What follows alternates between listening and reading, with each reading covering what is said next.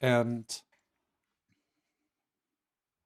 hi, good morning, Aaron Sanders. And I have with me today Pete Behrens, and we're going to talk a little bit about leadership agility. How are you doing today, Pete? I'm doing excellent. Thanks, Aaron. It's a great day, and always living in Colorado is probably I feel blessed, that I have outdoor spaces during COVID to explore besides my house and the inside of a Zoom meeting. Agreed. Right behind my camera is a window. It's a snow globe today. How is it on your side of the Rockies? Yeah, we've had beautiful weather. So what I love about winter is also I can still bike, I can Hmm. still hike, I can still golf. But yeah, so for me, the skiing is a little bit further distance to get out there and a little traffic to navigate. So probably not quite as easy as for you on the Telluride side. Well, come over here. We'll cross country ski in my yard. That sounds great. So we were talking before the live stream about leadership and leadership agility, and maybe we could start with those two words. What is leadership? What is agility? Well, I'm glad. Yeah, I'm glad you asked, and you actually didn't prep me on that. But I was just recently actually writing a piece on agile leadership, and I was like, what does this actually mean? And I was actually going back to some core definitions. What does the word agile mean? And what's interesting is most people pick up on the word agile as it means to the ability to move quickly and easily, and that's that kind of like that dog, agility training kind of thing. What's Uh-huh. interesting is when you actually go into the word agility, you start to realize there's two definitions. There's the ability to move quickly and easily, but there's the ability to think and understand quickly. Hmm. And what I find fascinating about that is when we think about agility as movement, it's almost useless without sharp, quick thinking. Like if there's a intruder in the house, if you're not able to think quickly, it doesn't really matter what you're doing. It's not going to be an effective movement. And I see that a lot with agile organizations, agile teams, agile people, where it's like movement ends up being like that dog and squirrel or dog and up, squirrel, Oh squirrel, yeah, squirrel. right. And it's like, great, you're agile, but it's not very effective. I So hear so you. that's one of the things that I find to be quite interesting is just diving further, I think, into that word agile. What does that mean for us? Yeah, and I'm thinking about as well the difference between speed and velocity. You can go fast and get nowhere. Velocity is really moving between points. So agility physically or pivoting without the fast thinking, well, that might just be staggering and swerving. I think that's what I'm somewhat picking up. All right, so agility is both in the thinking and in the doing. How about leadership? Yeah, yeah. So obviously, leadership, that's been around just probably as long as the concept of agile. And what we focus on, in a sense, when I say we, and I'm representing a couple of entities, but mostly what we call our agile leadership journey, and I'll share that maybe a little bit later. But we talk about leadership as the act of leading, and so focusing on that ship. What does it mean, the leadership, and rather than the position of leader. And I think a lot of people Mhm. get hung up and they say, well, can I be an agile leader if my boss is not an agile leader? Can I be an agile leader if my organization's not an agile leader? And what we really look at is everybody can be an agile leader, meaning everybody can think and act with agile values. Everybody can think and act and what we call shape culture. Everybody can influence others in various ways. And so we look at the act of leadership as being universal. One of the metaphors I like to use is the metaphor of a shadow. Everybody casts a shadow. And so this is kind of your influence area. And certainly the higher up you go, the bigger the shadow, the bigger the influence. A Satya Nadella versus a Steve Ballmer is, a huge cultural shift with a huge shadow. But what's interesting is the leaders down lower cast what we call more acute shadow. Their shadow is more direct. That Hmm. CEO has a huge shadow, but it's obtuse or opaque. Hmm. And so what's neat is in my local area, what you realize is most people get frustrated and leave a company because they're direct manager, because Hmm.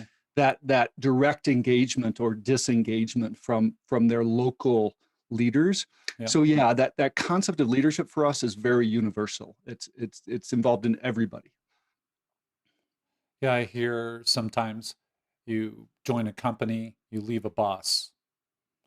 And I guess what I'm hearing is there's still some leadership, some brightness, some footprint in that shadow that you can cast, um, even if perhaps there's a personality conflict or your direct boss isn't really embracing that agile mindset. Yeah, we call this a bubble. Like like if your boss is not creating kind of that agile mindset, or maybe just doesn't even get it, or in fact, most people that come to our classes says, can you teach my boss this stuff? I So hear that a yeah, lot. we get a lot of these people who get frustrated. But what we talk about is, yeah, every leader can create these little bubbles. Like you Hmm. can create safety. You can Hmm. operate differently in your team environments, in your meetings, and how you have conversations one-on-one. How do you show up at work? I mean, those things can be shaped in all sorts of different ways, even when there are constraints, above and around you. Could you say more about this and maybe some of those tips? I'm thinking about modeling leadership, and maybe your boss responds to that, is one thought I have. But what are some ways to help that person out? Yeah. Well, I think let me start with what to be careful of. Okay. And what I would suggest is, be careful of that. I'm going to go change my boss, and Yeah. it's It's like you trying know to change my it, partner. Like, I gotta change you. yeah, Doesn't exactly. work that It's way. the old psychologist. How many psychologists does it take to change the light bulb? Well, just one. It's just the light bulb has to be a want to change kind of Right. thing. Yeah. But so that conversation with the boss is likely the most challenging. Trying to wake up your boss in a sense of becoming more agile or enlightened in some way Hmm. is a really tough challenge. And so what we talk about is kind of the reverse of that. What do you have control over? Well, I have control over me. Hmm. So what can I do? Well, so what we try to differentiate is the difference between macro culture. So those things in the organization that have, kind of these huge levers, and you and I both, we live in this agile coaching world, Hmm. and we come into organizations with kind of this mission, or at least given some kind of authority to make kind of these big lever pulls. Like we could change structures, we could come Yeah. in and try to influence policy, change team, just but what we realize is most leaders don't get this authority. Most leaders don't have that ability to pull those big levers. Hmm. So what we talk about is, what are the microculture shifting, microculture shaping. Hmm. So these are things like, all right, let's talk about changing your language. Let's talk about changing your conversation style. Let's talk about changing your habits. And so the way this might show up is, what do I focus on at work? And let me just kind of take you down a little path here. But when we think about things like our habits and our focus as leaders, well, there's various degrees of what you could be doing. Most leaders come from a discipline. I was an engineer, Hmm. so my expertise was software architecture, design, those types of things. So when I became a leader, what am I? I'm an expert leader of those things, yet I'm in charge of people. And so what tends to happen with these leaders, Hmm. they come into leadership, Yeah. but they're still focused on the work And their expertise, I would think. and their expertise. And so that's where they're comfortable. Hmm. That's where they live. So one of the things we can start talking about with leadership, and this is where, a lot of people that come through what we're teaching, they're saying, Pete, this isn't an Agile class, this is a leadership class. I'm like, yeah, it's a leadership class focused on enabling more Agile ways of working. Mhm. But we're starting to help them realize, okay, so if I can start to shift my focus a little bit from maybe that expertise into maybe the projects, the programs, the team coordination, how are we working together, budgets, you start getting kind of just shifting your focus a little bit. You realize you're moving from a work focus to a coordination focus. Mhm. And so this shift is all of a sudden creating more influence. Number one, your shadow's growing. But Mhm. number two, the connection here is you're more agile. You Uh-huh. might say, what does that mean? Yeah, what does that Well, mean? yeah, what does that mean? So I precursed your question. So what it means is now all of a sudden, rather than I moved from expert to what we call achiever, this is that coordinator, Uh-huh. to I've grown a new shell. So the old shell is still there. Mhm. Like think of a Russian nesting doll. Sure. And now what I've done is I've added a Russian nesting doll on top of that. So the expert's there, Yeah. but I've given it a new cape, a new outfit. Mhm. And my agility shows up as I can be the expert, I can be the achiever. I can now start to navigate across multiple dimensions as needed. And as my awareness increases, as my situational agility increases, I can do that in real time. I can, be more aware of when I'm doing it, and those types of things. And that's what we call agility of leadership is in just one dimension. How am I focused? Mhm. I'm having a little difficulty contrasting expert and achiever because I might be trying to grab that brass ring of skill and higher expertise. So could you help me see the difference there? Sure, sure. Yeah, I mean, think about me. I'll give you a story here. And I was a VP of engineering. This is before I was consulting with companies, and I was in charge of a few number of teams. We had engineering and testing and user experience and other of their roles. We even had different locations. I think we had India outsourcing and some things like that were happening. And Um, so my primary coordination focus was definitely not expert anymore. My primary motivation or focus had been, okay, I'm working across this whole system. I'm helping everybody do together. But it didn't mean I couldn't still write code. And a lot of leaders end up doing that anyways, right? They're like, I like to do that, so I'm going to Hmm. keep doing some of that. Sure. Well, a situation arose where one of our older systems had been kind of deprecated, but we realized we had to keep it going, so we had to like put more energy behind it and upgrade it in some way. So I had this choice to make as a leader, and I'm like, all right, so do I want to kind of take this achiever role and coordinate the work, or am I going to take more of an expert role and actually do the work? Hmm. And this is what we call self-awareness. I was aware of that. Yeah. Situational agility. I can situationally adapt what I'm going to do. And I made a choice at the time, and I wasn't aware necessarily of the language expert, the language achiever. I just kind of knew the situation. Hmm. But at the time, I decided I'm going to take off my achiever, my VP hat, and I'm going to go for 3 months and go work on this thing. And that Uh-huh. was kind of an example of how I kind of switched and adapted myself as a leader. And I realized there was pros and cons in that, Hmm. and in the fact that by doing that, I'm going to kind of get my head down. I'm going to kind of get in the weeds.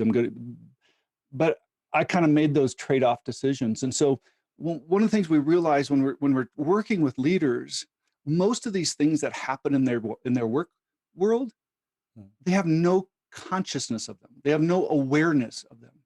And so when we get back to the definition of agility, if I'm not aware what I'm doing, then all of a sudden becomes, is that the right thing to do? And so we're trying to coordinate the thought agility and awareness Uh-huh. with the action of agility and awareness. I see. And that mindfulness, I would assume, allows instead of reactionary, intuitive doing is a little more maybe inward focus and then being aware of the situation and maybe even getting out in front of things and knowing maybe when to switch from expert to achiever back to expert.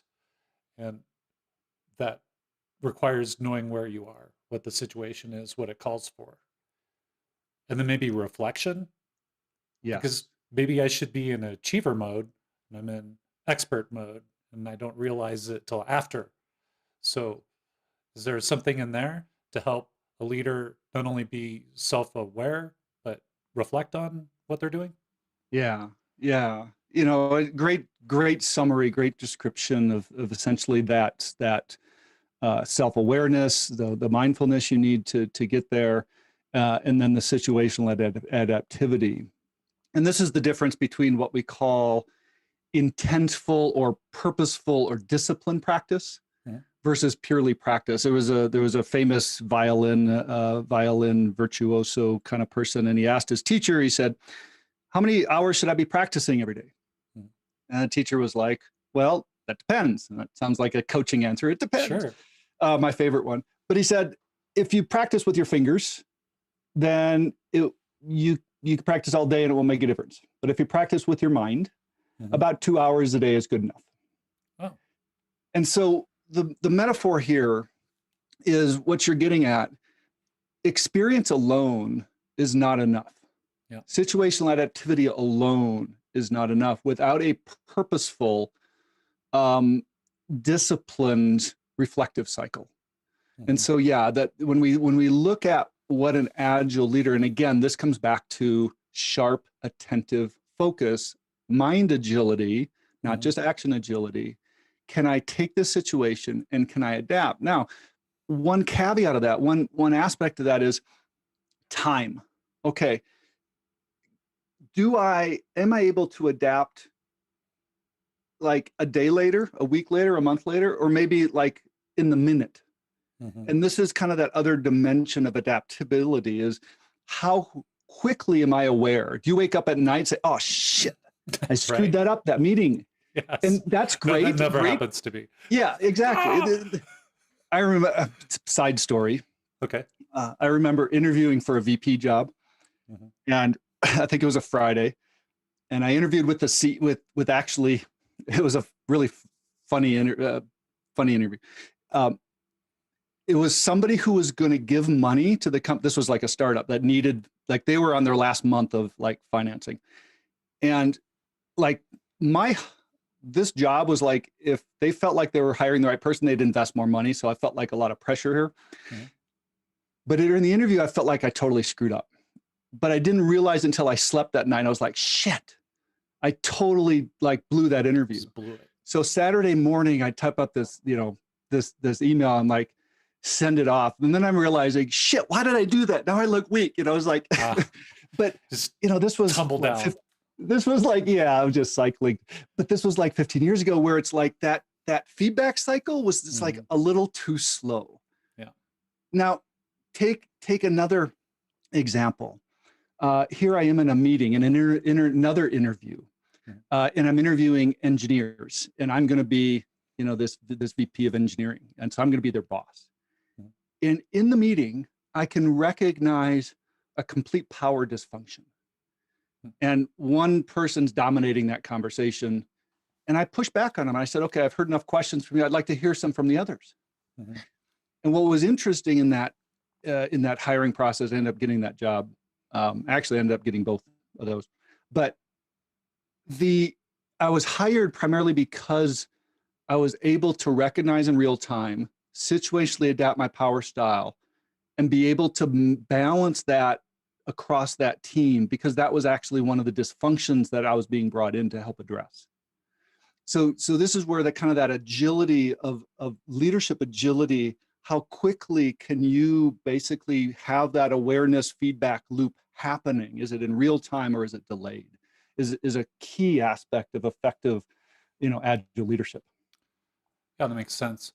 And in your stories, I'm also thinking about how many times we think we're aware, but we're somewhat maybe locked in our head. So that would maybe be story one. So you start to process that later and you have this dialogue in your head and thinking, oh, I totally messed that up. But apparently you didn't because you landed the job. Where the second one is you're aware of the context, the environment, and real time sensing and then responding to what's happening around you. Yeah, yeah, and so when we start thinking about that that mindfulness of agility, right? That the thinking agility. What we're getting at is there is no right. In either of those situations, I don't know if I was right. Mm-hmm. What I can control is what am I aware of? Uh-huh. How much am I aware of? How quickly am I aware of it?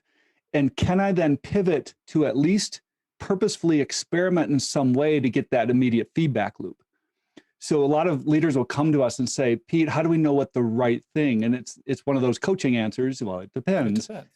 And the real answer here is what you're striving for is celebrate the awareness. So even if you wake up at night, you I realize, oh see. shit, I made a mistake. Uh-huh. Celebrate that. Say, okay, Right. I was aware. Okay, let me use that. I can still go back. I can still try to fix it.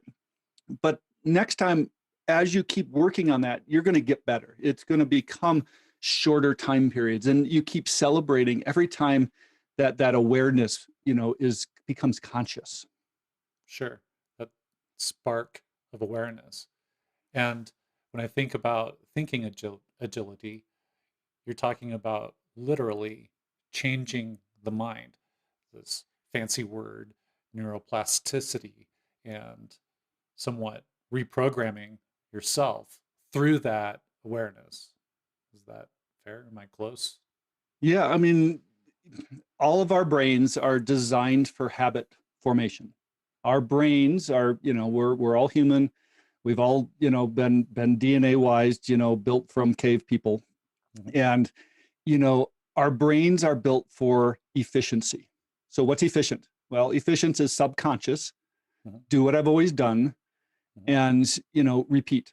And Right. so anytime that you are doing something new, different, it's a slight threat to your brain. It takes extra energy. You got to kind of push over that hump to do it.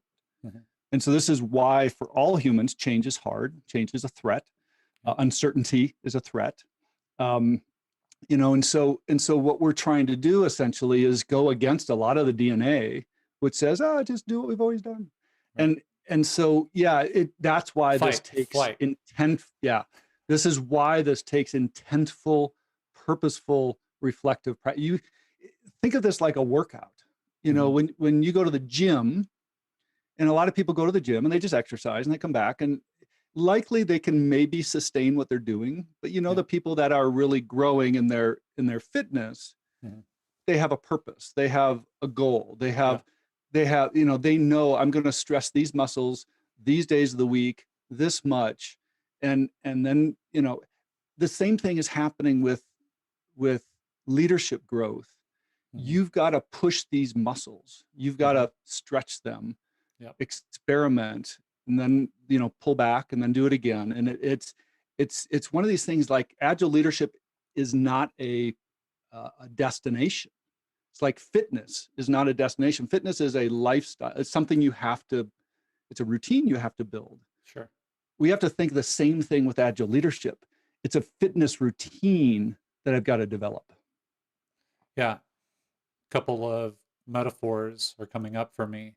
One, my brother-in-law, he's a flight instructor, and he talks about flying the chair. That you, this is back to like if you practice only with your fingers.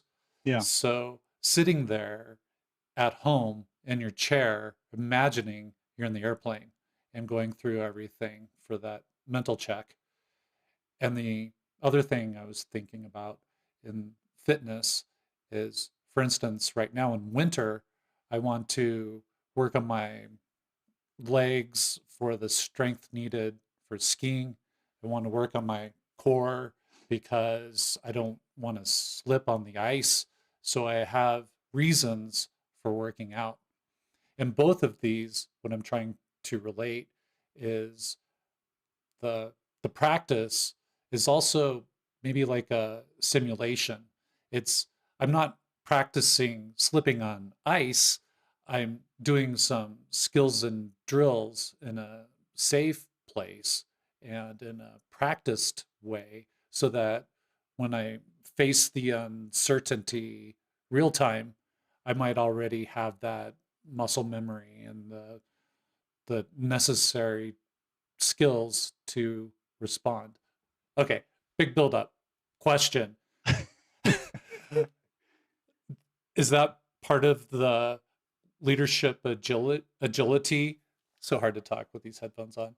That you give people some sort of safe place simulation or peers to practice with before real time in the fire? Yeah. I mean, think about when do we have time to practice as leaders? You think about military. I mean, they practice more than they actually engage with enemies and Uh-huh. missions. Sports teams, they practice way more oftentimes than they actually play in games. Yeah. Yet leaders, I would say, our practice is like 1%, Mm-hmm. 0.1%. I mean, when do we practice? And we look at this with like Scrum. Scrum is great because I think that sprint is a little bit like a practice how to get done. If we're not shipping every sprint, now some teams do, but in a sense, it gives you that ability to kind of like, oh, let's practice how to get done, and that's a great way to practice. But where do we do that in leadership? So Yeah. so exactly, one of the things that we put together is this awareness thing is one thing, but unless you have a program that actually helps you build the muscle, Yep. it's again fairly kind of like this little hump, like, oh great, and then you just go back to doing what you're doing. Right. You just uh, snap back to your habit, right? yeah, it's kind of like these diet programs are like, yeah, you lost weight but then you gained it back, And right? then So one of the things we're trying to do is, how do you actually develop these muscles? How do you actually tone these? How do you keep them? So two things we find to be incredibly important. okay.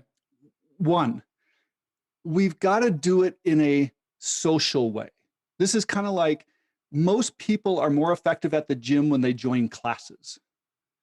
More people are effective in school because they're in classes. They're in small groups that learn together and practice together. So one of the things we do is we put leaders in these small cohorts where it's like, I've got this little team that's working together like a Scrum team, that we're all trying to get better. Maybe we don't have the exact same goal, but we have the goal to improve our leadership. Mhm. And that cohort builds the accountability, that shared goal setting, and then we pair them with a guide who, Okay. that's why we call this an agile leadership journey. Yeah. They go on a path and they got to go climb a mountain in a sense. Yeah. You get a And Sherpa. That's great. yeah, and work together. And so these practice programs take the core learning that we do. It's like in the Scrum Alliance, we call this Cal 1 to Cal 2. Certified Agile Leadership 1 is the awareness.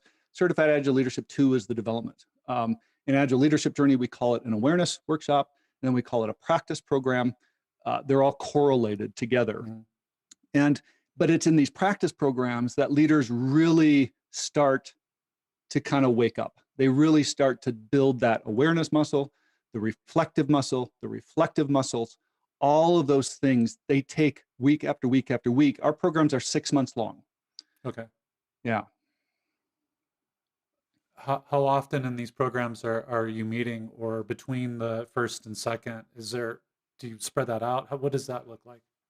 Yeah, so that's up to the individuals. So we do public and private type programs for that. Sometimes it's immediate. They go right from an awareness workshop, are excited, they jump right into a practice program. Our practice programs that we run actually only come out every 6 months. And so we have a March kickoff and a September kickoff every year. So our next one's actually coming up Oh, yeah. next month. Yeah. But what the reason we do that is a couple things. One is we find that, again, that social aspect. We build a program, and our programs typically have somewhere between 30 to 50 people in them. Okay. But what we do is break them down into small cohorts, and those are coming from Asia, they're coming from Europe, they're coming from US, so they're all over the globe.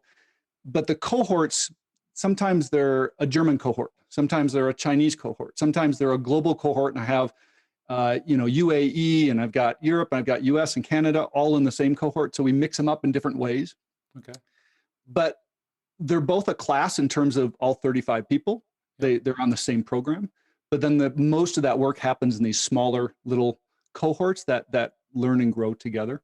But yeah, those are only available every 6 months. So sometimes there's a gap, like I take a class and then I've got to wait a few months before I go into a program. But yeah, those are the types of things. And then just building that community.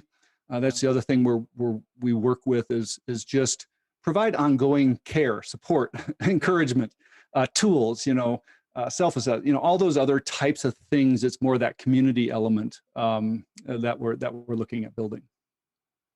How do the smaller cohorts form? I'm really hoping you say they organize themselves somehow. But what do you look for?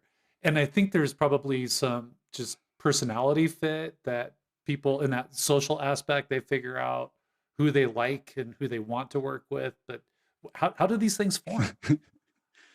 I heard a great speaker at the Scrum gathering. I think it was Dublin or London. I don't remember one of the European gatherings I was at, and there was a speaker, and I forget his name now, but he's a collaboration expert.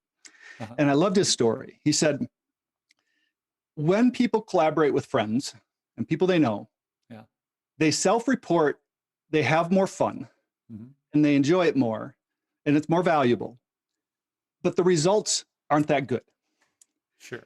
When people collaborate with people that they didn't choose, people that are different from them, they self-report, that was really sucky. That was hard. I really didn't like it, but the results tend to improve. Huh. And so it's this, again, this human brain thing going on. Yeah. I'm more comfortable with people I know, less comfortable. This is why we have Black Lives Matter issues and social justice, all that other stuff, right? Because Sure. we're comfortable in our cultures.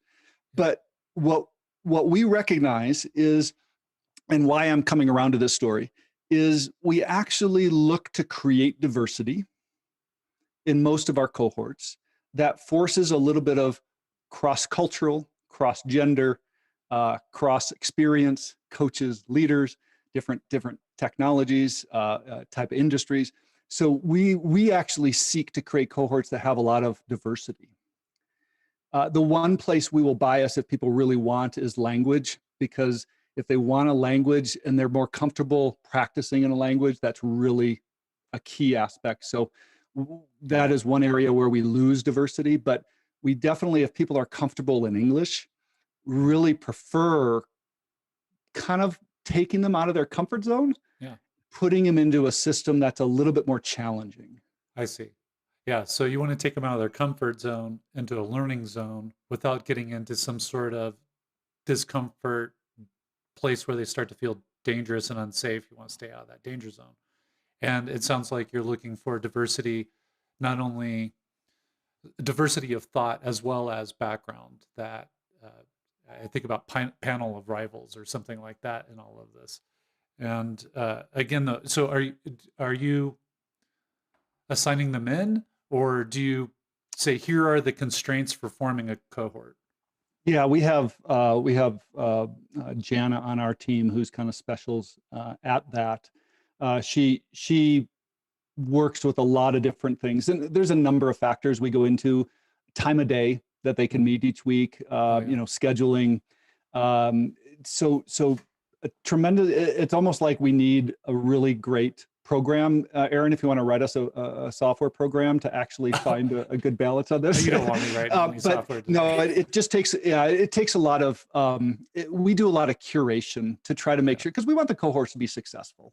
Yeah. And so, no, we don't leave it up to total self-organization. It would be nice. I think when we get larger, like if we get a few hundred people in the system, I think we might have more ability, but with so few, we want to just be careful people feel safe. They're not feeling left out. Like I got picked last on the team, Five last on the team. So right now in our kind of our maturity level, while we continue to grow our participants in this program, there is a prerequisite. So it's a smaller pool. I mean, we've taught, I've been teaching a curriculum like this for about 10 years now. I think this is the 10th year anniversary. I've started teaching Agile leadership. But and you think about, okay, well, there's about 10,000 people that have come through at least our program, but even of that, you've got a fairly small pool of who's ready for the practice program. And so for us, it's anybody that's been through either one of our awareness workshops or an equivalency like a Cal One, that are provided by Scrum Alliance, or an Agile leadership by the IC Agile. We do accept equivalencies if they've gone through another program. I see.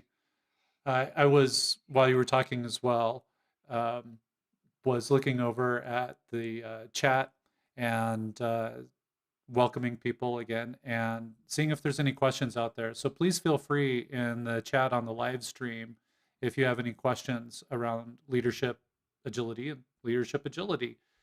And until I see something, so I'll keep looking over at that. Um, I don't know why I'm fascinated about this idea of cohort. And then do you switch them up, or if I start to feel for some reason that I'm really outside of a learning zone, I'm starting to feel very uncomfortable, do you allow shifting in that, or do you even say, all right, rotate?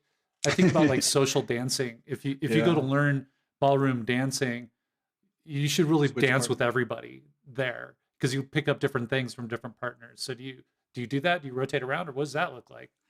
Yeah, so we've been playing around with this, and so far what we've been covering is kind of what we call the leader side of what we teach. So what does it mean to show up as an agile leader? There is a whole nother side of this that we haven't explored, and maybe we won't Oh, get all into right. today, but it's that organizational dimension. So how do I actually shape culture? How do we actually start to even identify what our culture is and what do we want it to be, and how does that deal with change?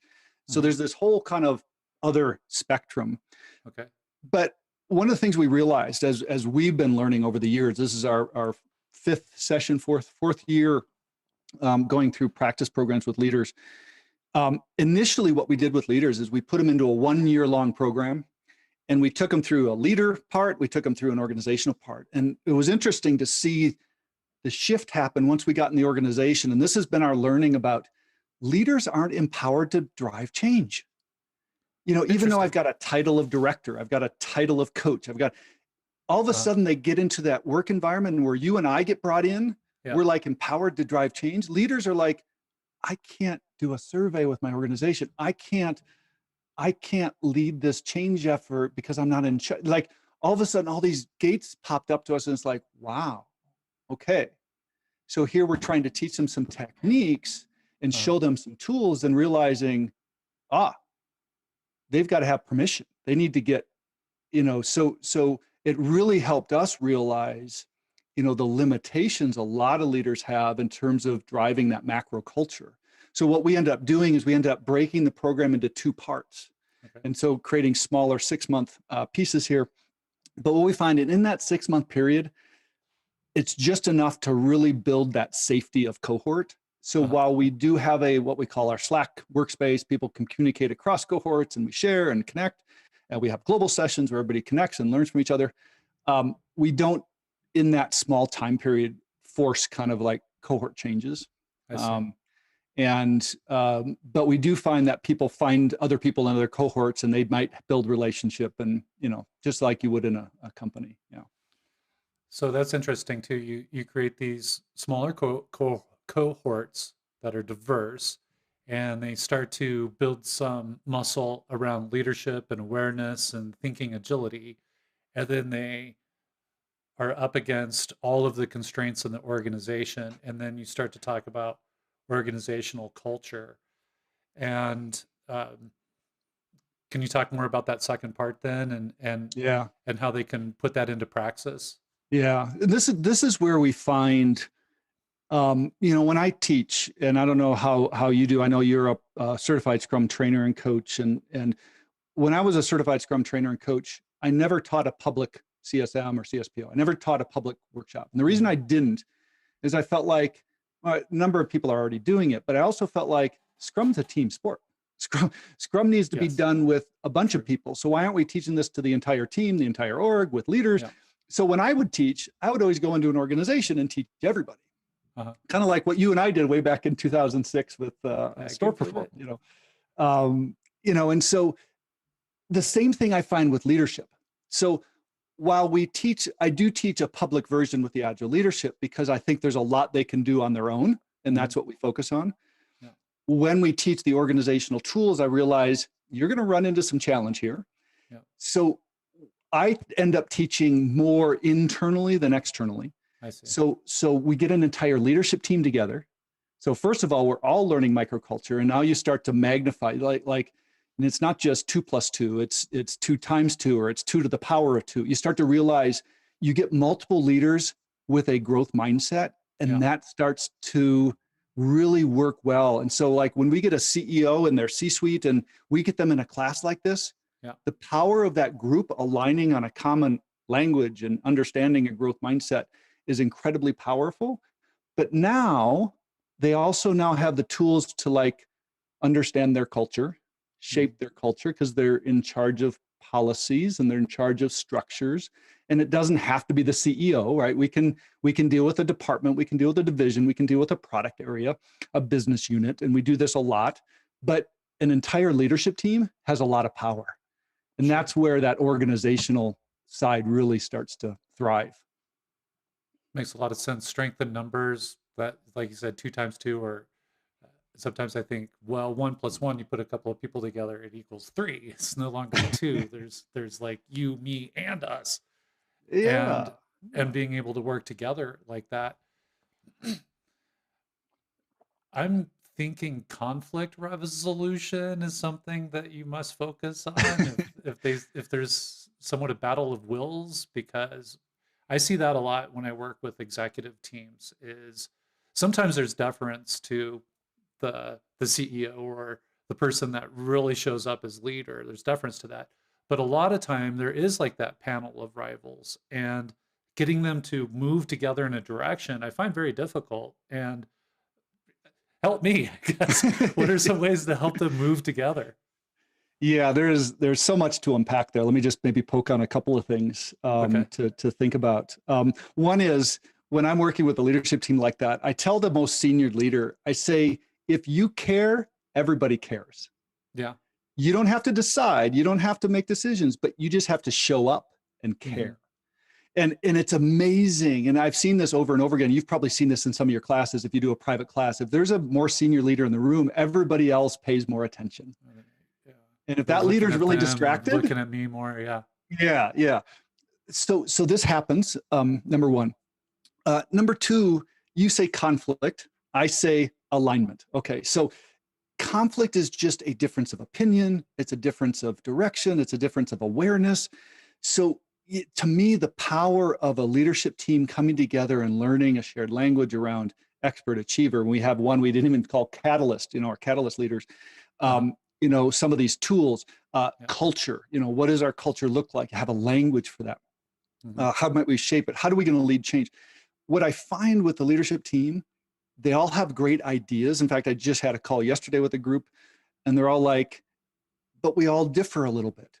Sure. And I'll take them through exercises, like we take them through something we call a catalyst canvas, and they're coming up with a goal, and they're saying, hey, Pete, this tool isn't working because we can't decide, like we can't agree. Like, okay, so the tool's working. Ah, So it's bringing up it, just like Scrum will say, well, Scrum doesn't work because we can't deliver. No, that's Scrum working. And yes. the same thing happens with these tools. It's the exposure of the difference. It's the Yeah. exposure of an alignment and conflict. and Uh-huh. and so that's the act of leadership. We've got to figure out, what is that common vision, what is that common goal, how are we going to accomplish, what are our priorities. So yeah, that's as important as the content we teach, is Yeah. that alignment. I what I'm thinking about too is cohesion. Sometimes there's alignment to move in a certain direction.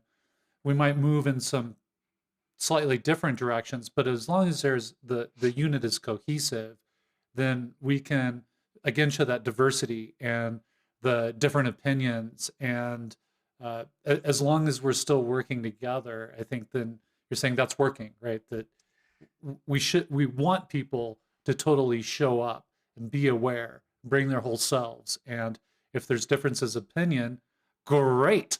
That means you're not just deferring to the leader. You're trying to figure out how to work together as a cohesive unit.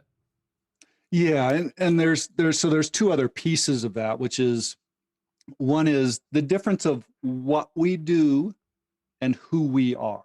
And this is where I think a lot of leadership teams are over focused on what they do and they're under focused on who we are.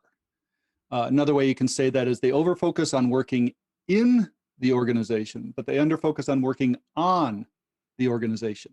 And as a leader's job, especially as you move up the chain, Mm-hmm. your shift from in the organization to on the organization should be growing.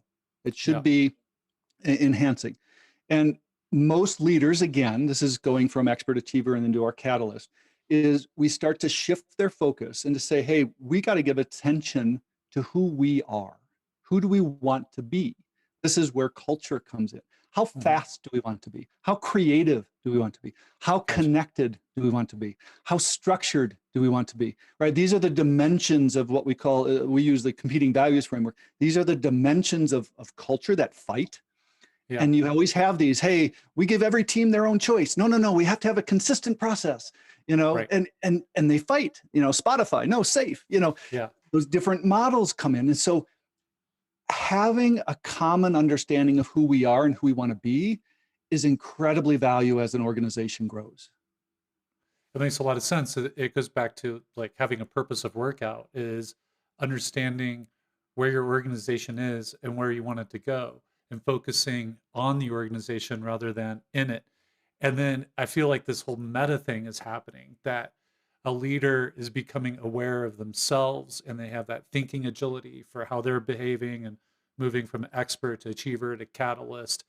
And then they're also becoming more aware of the organization itself. So it's not just in the swirl of the organization, but being able to extract out a little bit from that and observe and then apply that leadership and that thinking agility to help move the organization where leadership wants to take it.